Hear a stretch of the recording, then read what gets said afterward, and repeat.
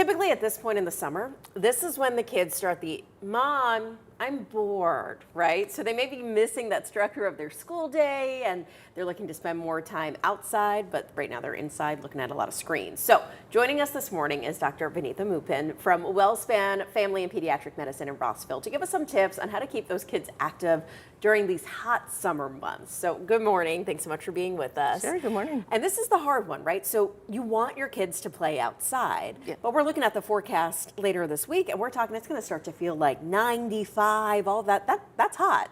It is. So how do you balance that between wanting to get the kids outside and getting their energy out and the heat that we deal with? I mean, I think, getting out early and then not being outside and the peak, early afternoon, like noon to 3 o'clock, I probably would stay indoors.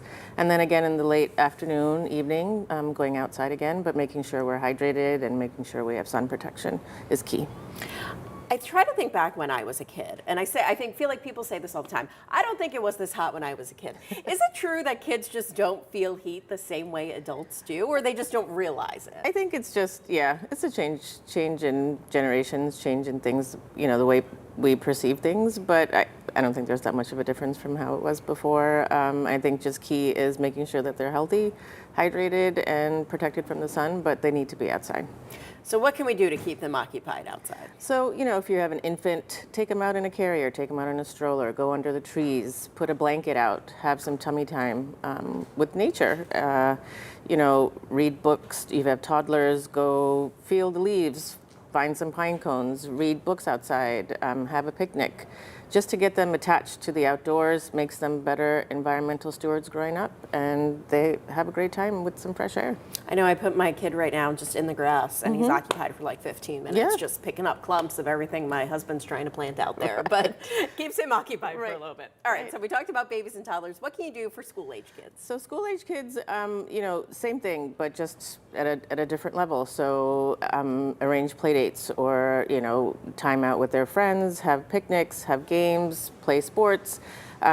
Be outside as much as possible. That's decreasing, anger, focus issues, depression, anxiety. I mean, studies show that it helps all of these things. WellSpan has a great initiative called GO in the local 6 counties where we partner with the local libraries. You pick up a book, it's a scavenger hunt, you go, you scan your QR code when you get to where you need to go, and at the end of the month or in August you get a prize depending on how many you found. So yeah, it's a great initiative.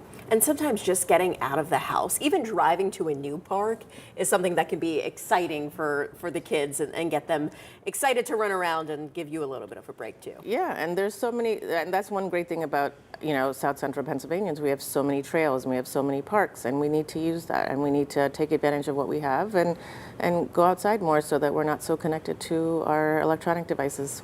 Absolutely, we could all use a break. Moms, dads, caregivers included on that one. Well, of course, if your child needs to be seen by a doctor at WellSpan, we have a lot more information about how to make an appointment. It's on our website, fox43.com. Dr. Moopen, thank you so much for being with us this morning.